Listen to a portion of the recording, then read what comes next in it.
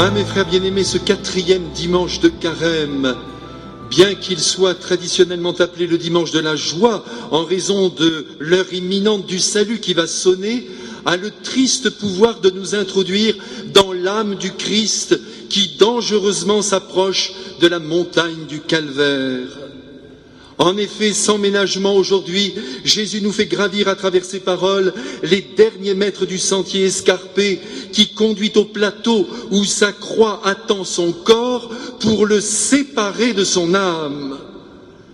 Oui, les paroles graves qu'il prononce aujourd'hui révèlent, comme nous allons le voir, la raison d'être de sa venue sur la terre. Je voudrais rapidement vous rappeler le contexte dans lequel elles ont été prononcées.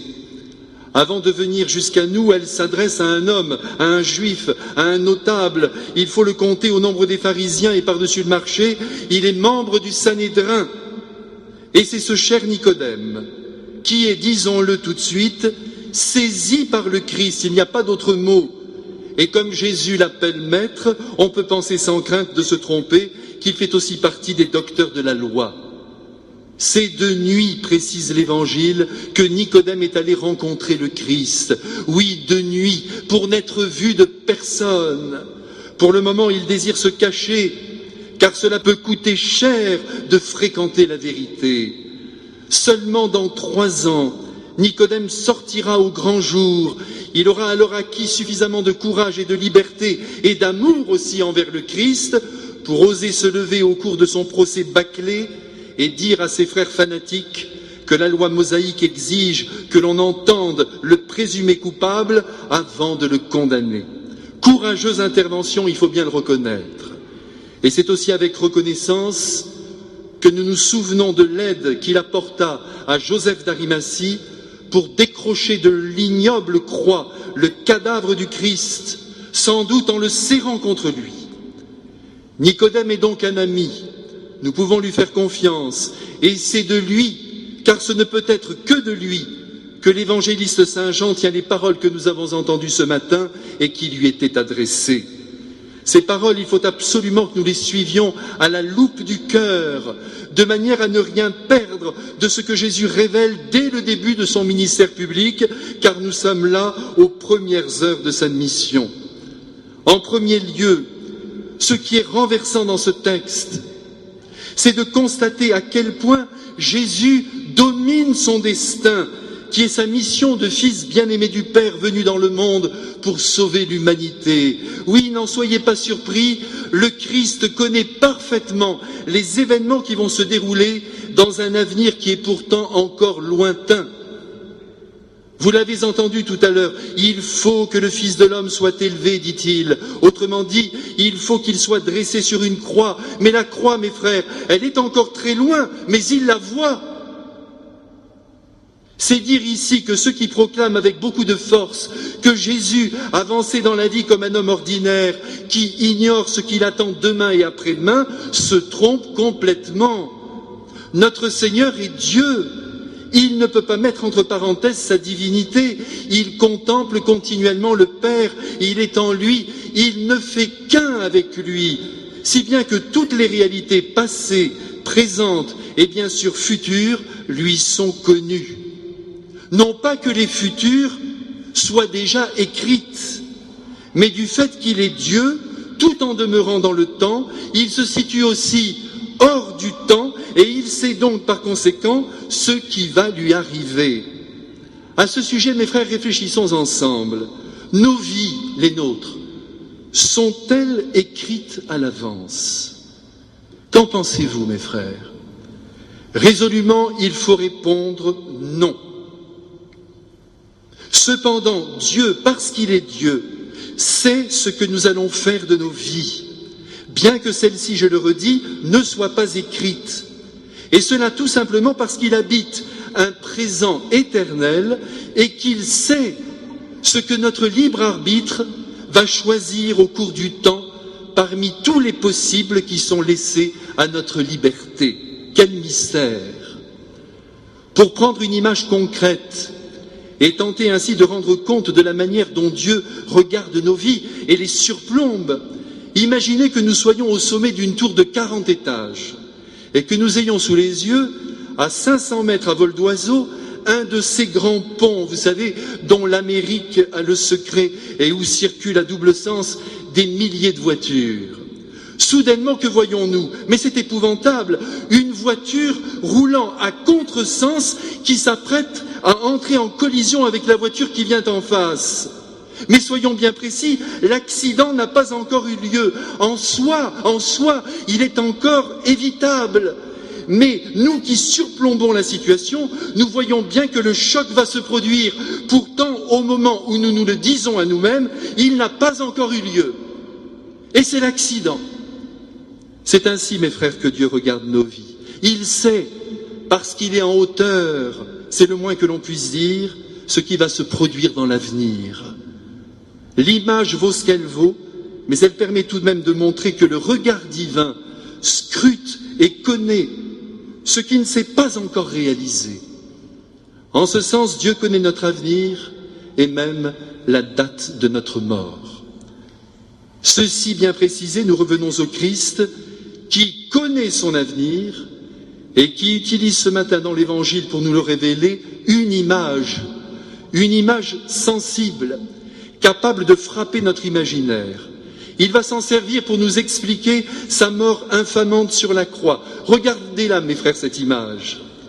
De même que le serpent de bronze fut élevé par Moïse dans le désert, il faut, dit le Christ, que le Fils de l'homme soit élevé. Un peu d'histoire. Vous vous souvenez, mes frères, qu'en effet, dans le désert où les Israélites vécurent durant 40 ans avant d'entrer dans la terre promise, quel voyage! Il y eut bien des révoltes, notamment la dernière année. Le peuple n'en pouvait plus et il se rebella contre Moïse et donc contre Dieu qui le conduisait. Et il y eut alors un châtiment, c'est ainsi, à savoir l'arrivée massive et sournoise d'une multitude de serpents dont la morsure était mortelle. Évidemment, sans attendre, les coupables vont se repentir et, chose inattendue, Dieu va choisir pour sauver son peuple d'inventer un signe fort, capable de rester présent dans les esprits sur des générations et des générations, de manière aussi à pouvoir servir un jour à son propre Fils. Et le signe, le voici, Dieu veut qu'un serpent de bronze soit dressé par Moïse au milieu du camp et que tout homme qui désire être guéri et échapper à la mort le regarde les yeux dans les yeux. Et c'est bien ce qui s'est passé, nous ne sommes pas là dans la fiction. Ce n'est pas du roman ce que je vous dis là, ce fait est attesté. Le peuple juif a été sauvé dans son ensemble dès l'instant où ses membres ont regardé le serpent de bronze qui était élevé, ne l'oubliez plus mes frères, sur un poteau de bois. Après avoir rappelé cet événement, Jésus s'empresse d'affirmer que ce signe du serpent de bronze dressé au sommet d'un bois qui procura la guérison aux enfants d'Israël ne fut que la préfiguration de sa propre croix sur laquelle demain il sera accroché et retenu par des clous. Et là, qui regardera vers lui? Autrement dit, qui croira en lui? Qui s'en remettra à lui? Qui espérera en lui? Ne mourra pas et obtiendra la vie éternelle. Parole de Christ, c'est magnifique, mais ça coûte cher. Ça coûte cher à Dieu le Père qui donne son Fils, et ça coûte cher aussi à Dieu le Fils qui se donne lui-même pour sauver toute l'humanité de la rébellion, de la mauvaise autonomie, de la distanciation d'avec Dieu qui nous coûte cher à nous aussi quand elle nous tienne. Ce matin, pour nous sauver encore de la tentation de construire notre vie sans Dieu, le Christ nous supplie de lever les yeux vers sa croix et de lui offrir toute notre confiance pour aujourd'hui, pour demain et pour l'éternité. Mes frères, si nous gardons le regard baissé vers le sol, nous devenons mortels. Quand la perspective est basse, la voie est sans issue. Ça n'ira pas loin. Et surtout pas haut. Prenons bien conscience, mes frères, à 3 semaines de la crucifixion du Christ, que son sacrifice vient de son amour pour l'humanité et de son désir de la sauver. Je ne suis pas venu dans le monde pour juger le monde. Et pourtant, il y avait de quoi? Non, je suis venu pour le sauver. Ici, dans cette parole grandiose, magnanime, reconnaissez-le avec moi, et en même temps, tout est simple dans cette parole, comme l'amour qui n'existe pas sans sacrifice et sans don de soi. Mes frères, il faut absolument que toute l'humanité comprenne, grâce à vous, grâce à votre témoignage, grâce aux paroles que vous pourriez prononcer à la table de vos amis, près de vos enfants, il faut que l'humanité comprenne ce geste démesuré et mortel du Christ qui sauve l'humanité. Seulement voilà, mes frères, cet effort de Dieu, si je puis m'exprimer ainsi, sacrifiant son Fils, vous vous rendez compte ? C'est un geste tellement immense et tellement grand dans ses effets qu'il en devient grand dans ses conséquences, surtout à l'égard de ceux qui ne veulent pas jeter un regard vers la croix et qui, au fond, ne la veulent pas et la méprisent. Les propos du Christ se font alors terribles, il faut en convenir. Écoutez-les. Celui qui ne croit pas dans le Fils unique de Dieu est déjà jugé. Autrement dit, si tu ne crois pas en moi, alors que tu sais qui je suis, dit le Christ, et que tu connais l'ampleur de mon sacrifice, tu es déjà jugé. C'est-à-dire que je sais parfaitement qui tu es. Écoute bien ce que je pense de toi. Tes œuvres, tes actions, tes pensées sont mauvaises. Elles viennent des ténèbres et elles sont au service des ténèbres. Et c'est pourquoi tu ne m'aimes pas et tu ne supportes pas la lumière qui se dégage de mon être. Je suis, dit le Christ, ta mauvaise conscience. Et tu as tellement peur que je mette à jour ta nuit intérieure, car ton âme est noire, que tu finis par me haïr. Oui, tu as peur que j'ouvre grand les fenêtres de ta vie, et que d'un seul rayon de soleil, je dévoile la noirceur qui habite ton cœur, et que je t'empêche surtout à l'avenir de demeurer en elle. Voilà pourquoi tu me rejettes, et voilà ce qui va te condamner. En vérité, tu fais le mal, et tu veux continuer de l'accomplir. Tu es aveuglé par ton apparente réussite terrestre. Tu fais tes affaires, comme on dit, en bien des domaines. Au fond, tu t'arranges avec ton honnêteté foncière qui a pris du plomb dans l'aile, et tu ne veux pas sortir de ton système qui semble fonctionner, mais qui t'enlaidit et qui fait de toi un pauvre humain limité. Certes jouissant de ces petits acquis mal gagnés, mais condamné, laisse-moi te le dire, à la vie étroite des vers de terre qui rampent à longueur de jour au risque d'être écrasé par un simple pied qui passe. Ta réussite, ta pauvre réussite, dit le Christ, si elle vient des ténèbres, rappelle-toi bien ce que je te dis là, elle est transitoire. J'aurai le dernier mot dans un jugement que je porterai sur toi. Allez, mon enfant, reprends-toi, je t'en supplie. Réentends encore une fois que je ne suis pas venu dans le monde pour te juger, mais pour te sauver. Allez, laisse-toi faire. Aujourd'hui, mes frères, le Christ nous a donc expliqué la raison fondamentale pour laquelle certains hommes n'adhèrent pas à son amour pourtant démesuré. C'est parce que ceux-ci sont dans les ténèbres et veulent y rester. Dès lors, ils ne supportent pas le Christ et sa lumière. De temps en temps, c'est aussi notre cas, mes frères, car lorsque nous pactisons avec le mal, quelquefois d'une manière un peu subtile, il peut y avoir des avantages, des intérêts qui sont en jeu.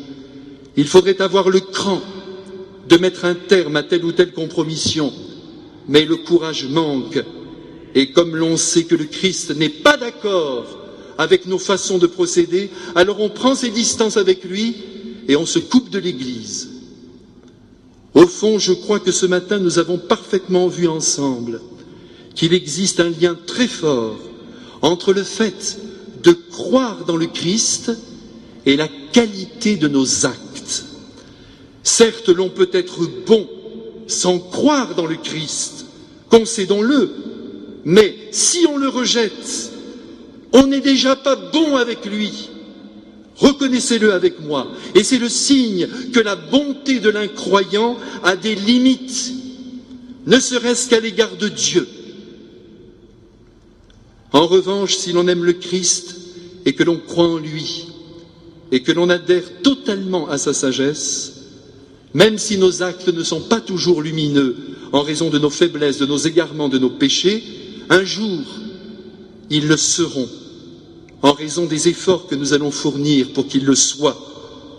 Jésus le sait, lui qui voit tout à l'avance, lui qui sait dès maintenant, parce que vous êtes ici, parce que vous croyez en sa parole, parce que vous lui faites confiance, parce que vous allez communier à son corps sacré, parce que vous aimez l'amour, parce que vous haïssez les ténèbres, il sait déjà que vous irez tous au ciel. Vous m'entendez? Tous dans sa lumière qui est déjà en vous. Amen.